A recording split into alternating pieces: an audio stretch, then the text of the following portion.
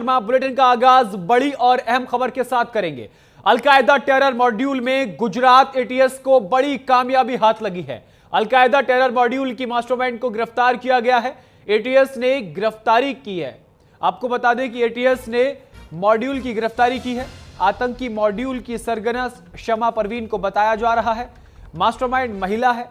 महिला आतंकी की कर्नाटक से गिरफ्तारी हुई है। 4 आतंकियों की पहले गिरफ्तारी हो चुकी है और एक की आज हुई है, जिसमें गुजरात के 2 और दिल्ली से भी एक गिरफ्तारी बताई जा रही है। नोएडा और दिल्ली में भी एटीएस का छापा देखने को मिला।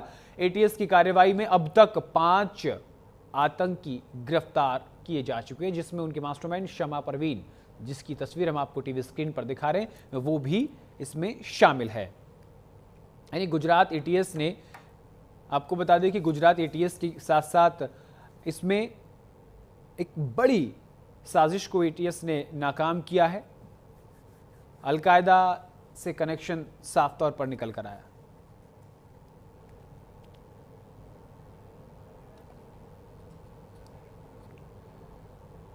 देश में एटीएस की कार्रवाई लगातार जारी है। आतंकी मॉड्यूल का पर्दाफाश किया जा रहा है। आतंकी मॉड्यूल की मास्टरमाइंड शमा परवीन को भी गिरफ्तार कर लिया है। कर्नाटक से गिरफ्तारी हुई है। इन तमाम चीजों पर आधारित न्यूज इंडिया की रिपोर्ट देखिए।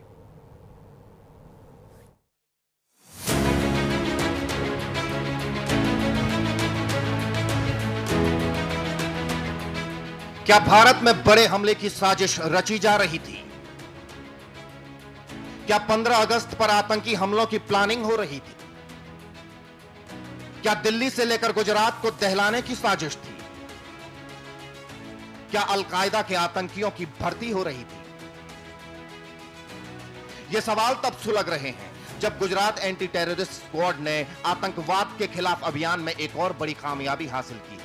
गुजरात एटीएस ने अलकायदा से जुड़े एक खतरनाक टेरर मॉड्यूल की मास्टरमाइंड को कर्नाटक से दबोचा है, जिसका नाम शमा परवीन बताया जा रहा है। शमा परवीन सोशल मीडिया के जरिए अलकायदा से जुड़ी थी। शमा को बेंगलुरु के हिब्बल इलाके से गिरफ्तार किया गया। वो सोशल मीडिया के जरिए अलकायदा के आतंकियों के संपर्क में थी। हमलों को अंजाम देने के लिए आतंकियों की भर्ती कर रही थी। एटीएस का दावा है ये आतंकी खास तौर पर हाईली रेडिकलाइज है। अलकायदा टेरर मॉड्यूल की मास्टरमाइंड की गिरफ्तारी 4 अलकायदा आतंकवादियों से मिले सुरागों के आधार पर की गई है, जिन्हें कुछ ही दिन पहले एटीएस ने गुजरात, दिल्ली और नोएडा से गिरफ्तार किया था। गुजरात एटीएस ने नोएडा सेक्टर 63 से जिशान अली, पुरानी दिल्ली से मोहम्मद रिजवान को दबोचा था। इसके अलावा गुजरात के शहर मुदासा से सैफुल्लाह कुरैशी और फतेहबाड़ी से मोहम्मद फरदीन एटीएस के हत्थे चढ़े थे। पकड़े गए आतंकियों के पास कई इलेक्ट्रॉनिक डिवाइस, संदिग्ध दस्तावेज और आपत्तिजनक सामग्री भी बरामद की गई थी। और जब इनसे पूछताछ की गई तो कई बड़े खुलासे हुए। खुलासा हुआ कि हमलों को अंजाम देने के लिए आतंकियों की भर्ती की जा रही थी। अलकायदा की महिला आतंकी हमले को अंजाम देने की प्लानिंग कर रही थी। एटीएस की जांच में यह भी सामने आया है कि इस मॉड्यूल के पाकिस्तान से भी संबंध है। जांच एजेंसियों को मॉड्यूल के कई सदस्यों के पाकिस्तान स्थित आतंकियों के संपर्क के साक्ष्य मिले हैं। देश में बैठे एजेंटों के जरिए इन आतंकियों को फंडिंग, ट्रेनिंग और निर्देश मिल रहे थे। पहले 4 आतंकियों को गिरफ्तार किया है। कल एक और बड़ी सफलता गुजरात एटीएस को प्राप्त हुई है। एक महिला जो बेंगलुरु से है, ये आतंकी खास तौर पे हाईली रेडिकलाइज है, ऑनलाइन टेरर मॉड्यूल पे काम करती हैं। उसके बहुत ही महत्वपूर्ण पाकिस्तानी संपर्क भी उसके अलग अलग डिवाइसेस से मिले हैं। गुजरात एटीएस की ये प्रोएक्टिवली पुलिसिंग के माध्यम से 5 जितने महत्वपूर्ण ऑनलाइन टेरर मॉड्यूल पे काम करने वाले अलकायदा इंडियन सब कॉन्टिनेंट के ये आतंकियों को गिरफ्तार करने में सफलता प्राप्त हुई है। फिलहाल गुजरात एटीएस गिरफ्तार हुए सभी आतंकियों से पूछताछ कर रही है, हर कड़ी को जोड़ रही है, परत दर परत उनकी प्लानिंग, मकसद के बारे में पता लगा रही है। एजेंसियों को उम्मीद है कि अलकायदा की महिला आतंकी की गिरफ्तारी से अलकायदा नेटवर्क के कई और अहम सुराग हाथ लग सकते हैं, जिससे इस मॉड्यूल का पूरी तरह से सफाया किया जा सकेगा। Bureau report, news India.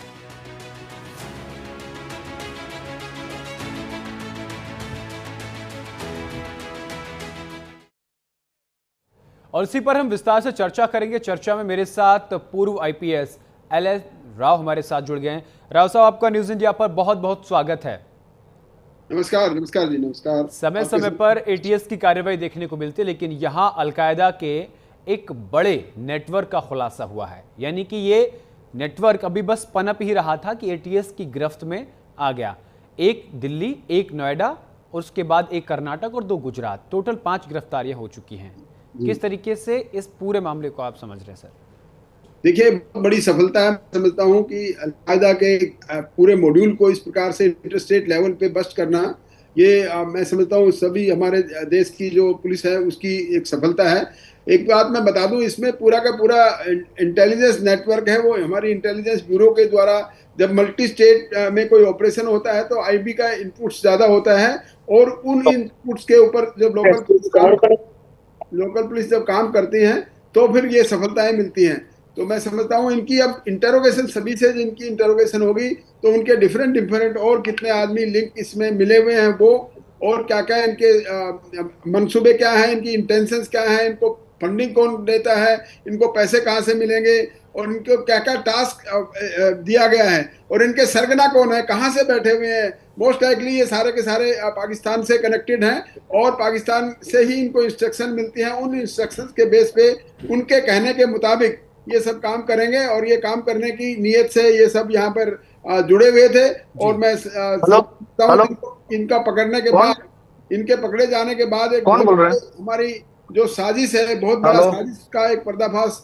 अरे 1 मिनट में लाइव में खड़ा हूँ, आपको करूंगा। है तो ये अब देखना ये है कि इनकी इंटरोगेशन से क्या क्या लिंक समझ में आते हैं, और क्या क्या आदमी और कौन कौन आदमी इसमें जुड़े हुए हैं, और किस हमारे राज्य में इनके कनेक्शन हैं, उन सबको वहां भी डिटेल किया जाएगा, और उनको डिटेल इंटरोगेशन करने के बाद में ही मालूम होगा कि आगे इनका क्या उद्देश्य रहा है। जी राव साहब, एक सबसे बड़ा सवाल ये खड़ा होता है, कहीं ना कहीं ये एक टेक्निकल ग्लिच माना जाए, या फिर ये कहा जाए कि हमारी जो सिक्योरिटी एजेंसीज हैं वो इन तक पहुंचने में काफ़ी देरी कर देती हैं। क्योंकि देखिए, ये पहला मामला नहीं है जब इस तरीके से एक बड़े मॉड्यूल का खुलासा हुआ है। ये लोग किसकी सरपरस्ती में आगे बढ़ते हैं? क्योंकि बिना इंटरनेट के, बिना किसी नेटवर्क के, बिना किसी वेबसाइट के, बिना किसी सर्वर के एक नेटवर्क को खड़ा करना, लोगों को जोड़ना आसान नहीं है। तो इसमें आप किसकी लापरवाही मानते हैं? देखिए, इसमें मैं लापरवाही की बात मैं तो नहीं कहूंगा, लेकिन मैं इस वजह से एक चीज और बड़ा स्पष्ट कर देता हूं कि इन लोगों की मोडस ऑपरेंडी हमेशा बदलती रहती है। जी। जो पहले एक बार तो पकड़े जा चुके हैं, उनकी मोडस ऑपरेंडी पता लगी है, तो उसको वो अपने आप चेंज करते हैं। इनके जो आका बैठे हैं वो इनको डायरेक्शन देते हैं कि नहीं, अभी तुम इस बारे में ऐसे करने से पकड़े गए, अब ऐसा मत करो, इस प्रकार से करो।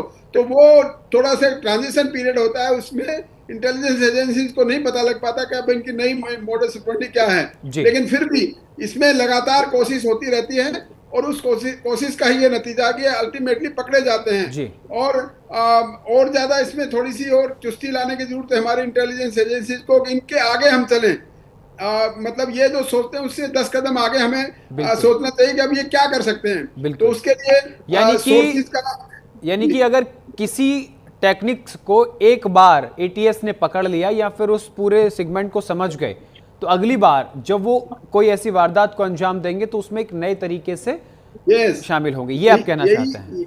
यही मैं कहना चाहता हूँ। यही एक वजह है कि इनके पकड़े जाने में थोड़ी देरी हो जाती है, लेकिन देर आए दुरुस्त आए, पकड़े तो गए ना। इनको कोई भी इनके मंसूबे कामयाब नहीं होने दिए। ये मैं बड़ी सफलता समझता हूँ हमारी सिक्योरिटी एजेंसीज की और इंटेलिजेंस ब्यूरो की, और उसी सफलता का ये नतीजा है। और इस प्रकार से लगातार इन पे काम करते रहते हैं, और इनकी जो जितने भी कनेक्टेड मेंबर्स हैं उनके बारे में जानकारी ज्यादा जुटाई जाती रहती है। और इसके अलावा क्योंकि इंटरनेशनल लेवल की अगर बात है, कहीं से पाकिस्तान या अफगानिस्तान से इनका कनेक्शन है, तो वो रा की भी इंटेलिजेंस ब्यूरो के अलावा RNAW हमारी जो देश की इंटरनेशनल इंटेलिजेंस एजेंसी है, उनकी भी मदद इसमें ली जाती रहती है। और इसके अलावा कनेक्टेड जो ATS हैं हमारे स्टेट्स के, भारत के जितने स्टेट्स के कनेक्टेड ATS है, जैसे जहाँ पकड़े गए वहाँ पर हर जगह पर, हर राज्य में हमारे स्पेशल इन्वेस्टिगेशन टीम्स या स्पेशल ATS यानी एंटी टेररिस्ट स्क्वाड्स बने हुए हैं। वही ऐसे केसेस को डील करते हैं। जैसे हमारे यहाँ दिल्ली में स्पेशल सेल है,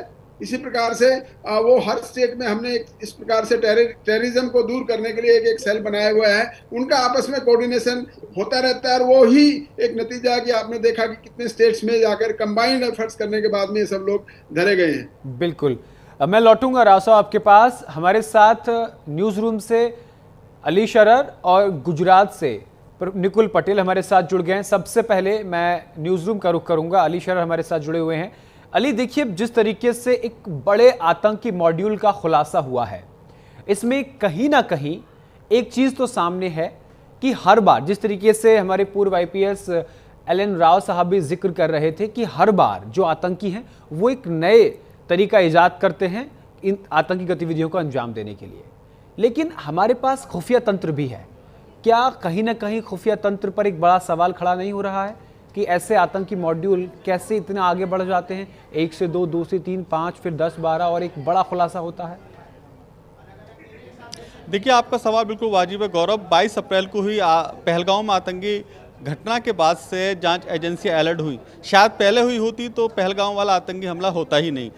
दूसरी बात ये कही जा सकती है कि जिस तरह से अब जांच एजेंसियां काम कर रही हैं, अब 2 गुजरात से, अहमदाबाद से गिरफ्तार किए, एक दिल्ली नोएडा से अलकायदा के वो एजेंट गिरफ्तार किए और आज एक महिला की गिरफ्तारी अपने आप में बड़ी उपलब्धि है। लेकिन अगर ये पहले उस समय की गई होती तो ये कहा जा सकता है कि शायद वो घटना न हुई होती जो पहलगांव में महिलाओं के सिंदूर उजाड़े गए, नाम पूछ करके उन्हें मौत के घाट उतारा गया। हालांकि इस तमाम मामले में कार्रवाई भी की गई सरकार की तरफ से ऑपरेशन सिंदूर के माध्यम से, लेकिन अब जिस तरह से अलकायदा के उन तमाम आतंकी ठिकानों को निस्तो-नाबूद करने की जो प्लानिंग है सरकार की, उसमें कहीं ना कहीं उपलब्धि इसलिए मिली है क्योंकि 2 जब गिरफ्तार हुए थे अहमदाबाद में ये अलकायदा के वो एजेंट जिनकी निशानदेही पर 2 और गिरफ्तार किए गए, और आज उस महिला को गिरफ्तार किया गया है जिसके पास से बड़े पैमाने पर वो इलेक्ट्रॉनिक डिवाइस, वो नक्शे मिले हैं जिसमें बाकायदा भारत को भी इस्लामिक देश बनाने की पूरी प्लानिंग तैयारी की हुई थी महिला, और इसकी तलाश एक लंबे समय से चल रही थी। इस महिला का शमा परवीन नाम है, हालांकि समा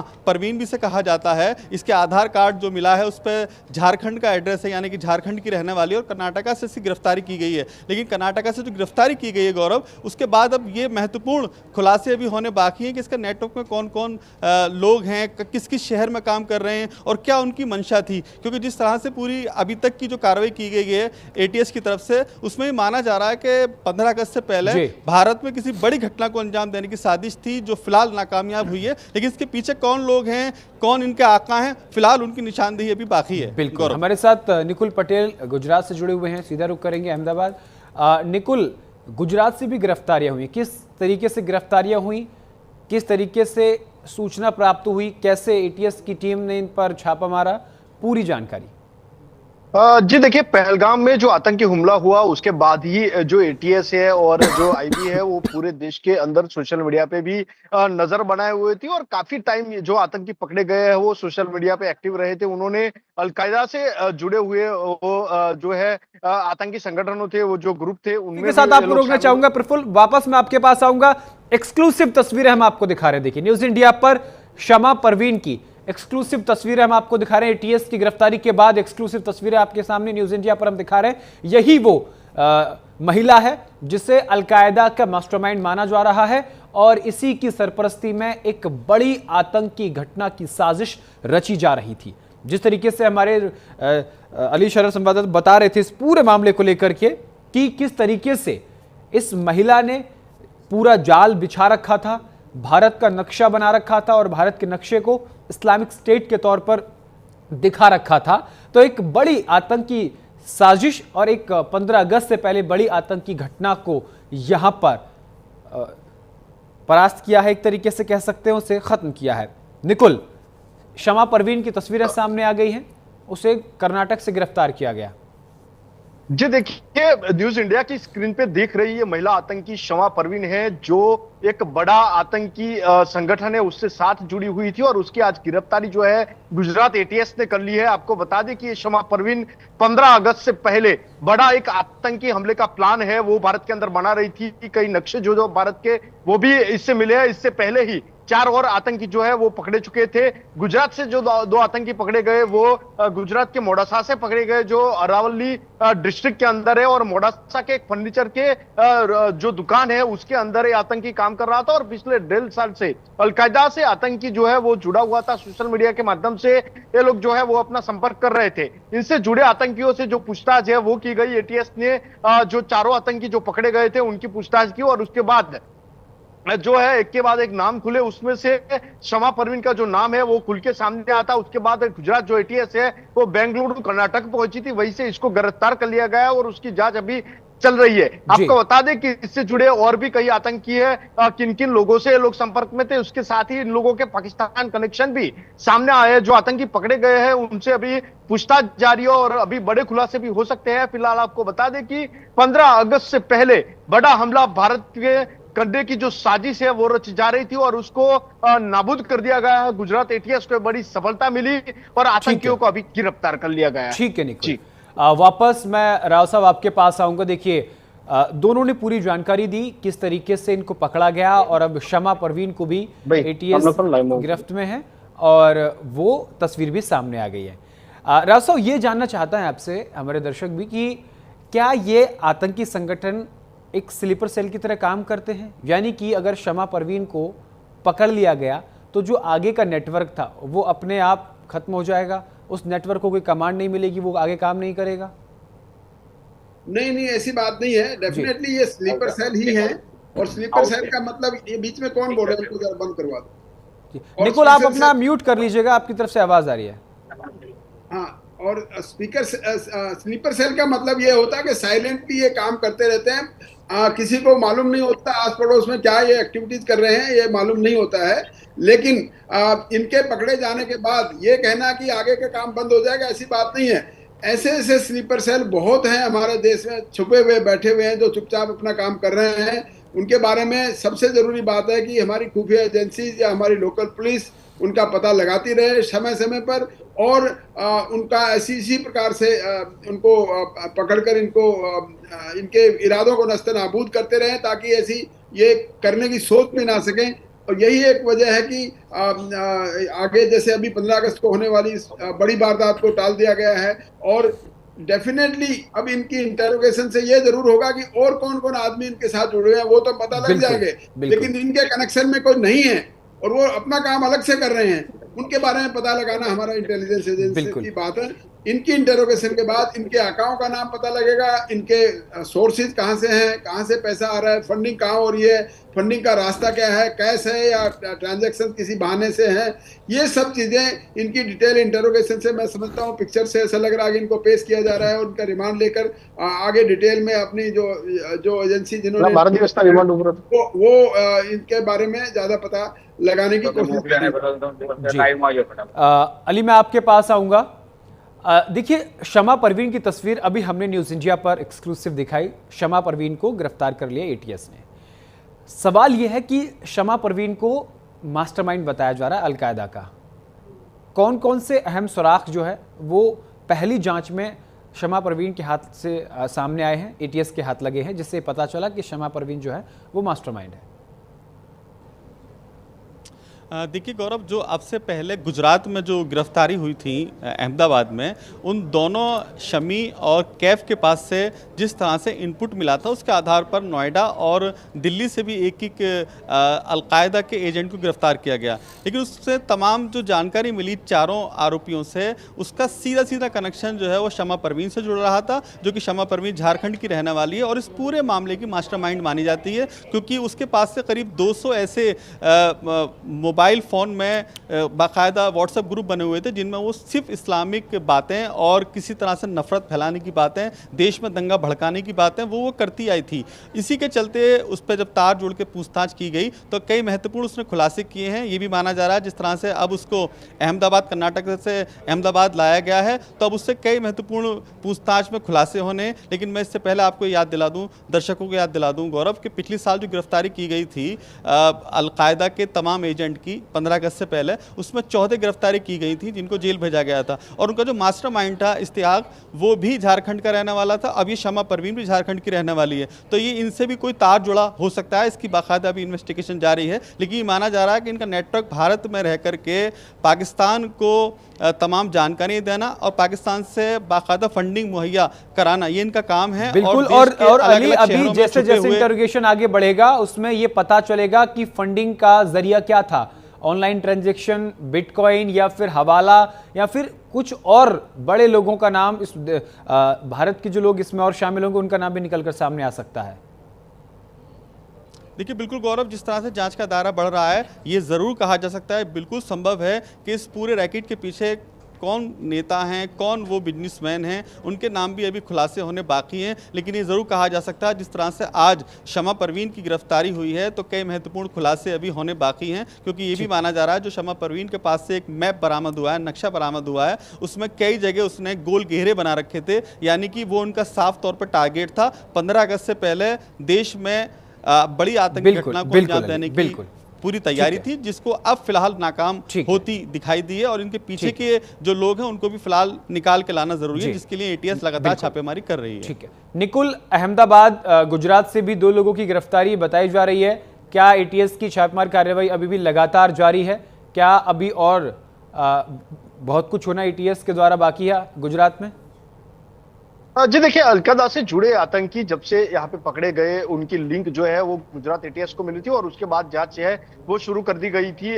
जो देखा जाए तो पहले गुजरात के अंदर उसकी छानबीन हुई, उसमें से 2 आतंकियों के नाम सामने आए और दोनों की गिरफ्तारी की गई। उसके बाद उनके रिमांड के जरिए पता चला कि उनसे दिल्ली और नोएडा के अंदर भी कहीं उनके साथी है वो छुपे हुए थे, उनको भी गिरफ्तार कर लिया गया। उसके बाद कहीं ना कहीं रिमांड के अंदर इन लोगों से पूछताछ हुई और उसमें गुजरात जो एटीएस थी उसको एक बड़ा कनेक्शन मिला था, जो आतंकी संगठन अलकायदा है उनसे जुड़ी हुई है। जो महिला आतंकी है शमा परवीन, उसको भी अब गिरफ्तार कर लिया गया है। आपको बता दें कि गुजरात एटीएस है वो हर एक एंगल से यहाँ पे जो तपास है वो कर रही है, जांच एजेंसियां जो है वो इसमें जुटी हुई है। और आपको बता दें कि भारत के अंदर और देश के बाहर जो दुश्मन बैठे हुए हैं उनके तक पहुंचने में जो गुजरात एटीएस है वो कहीं ना कहीं सफल रही है। फिलहाल अभी जांच जारी है। आपको बता दें कि इन लोगों को कौन कौन फंडिंग कर रहा था, किन किन जरिए इनका फंडिंग हुआ है, उसके साथ ही और कई लोग इनमें शामिल थे। और साथों साथ भारत के अंदर आने वाले दिनों में क्या क्या ये लोग जो है वो करने वाले थे, उसको लेके एक पूछताछ चल रही है, उसको लेके एक जांच चल रही है।